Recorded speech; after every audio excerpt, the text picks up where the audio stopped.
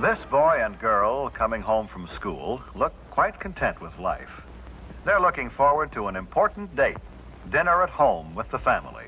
Though they seem artificial today, educational films like this one, which were shown to school children all over America, accurately reflect the attitudes and values of white middle-class society in the 1950s, when real-life documentaries were few and far between.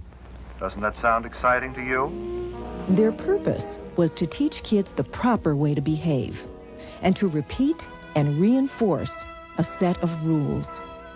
The women of this family seem to feel that they owe it to the men of the family to look relaxed, rested, and attractive at dinner time. Brother notices the time and realizes that he must put things in order and clean himself up in time for dinner. What were the rules?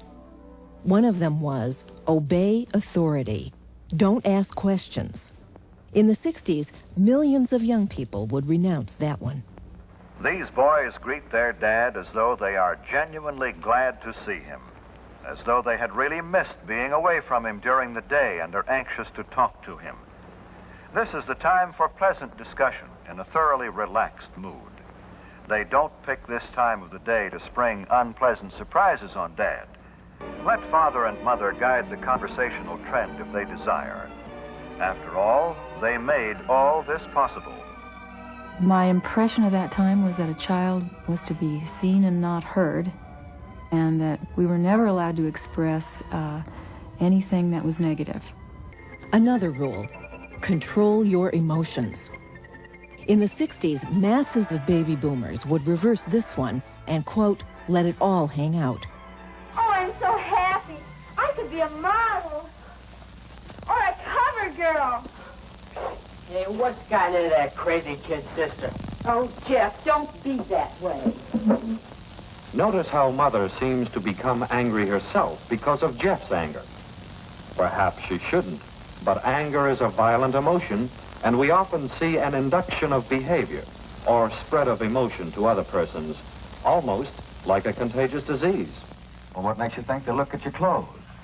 Oh, because the other fellas wear sweaters or just shirts, not a regular suit like mine. Well, wear a sweater then. Another rule, fit in with the group. Don't stand out. Conform in your actions and your appearance. In the 60s, great numbers of young people would, quote, do their own thing. Pick out the most popular boys and girls in school and keep an eye on them. Try to figure out why people like them. Not that you'll ever be just like any of them, but you might learn something. Well, see you at dinner. Many young people found these restrictions painfully repressive, but they struggled to obey them anyhow because if they didn't, they knew there'd be unpleasant consequences from society or from their peers. Yoo-hoo! Jenny thinks that she has the key to popularity, parking in cars with the boys at night. When Jerry brags about taking Jenny out, he learns that she dates all the boys. What about Jenny? Does that make her really popular? Do the boys and girls like her? Is she welcome to join this group?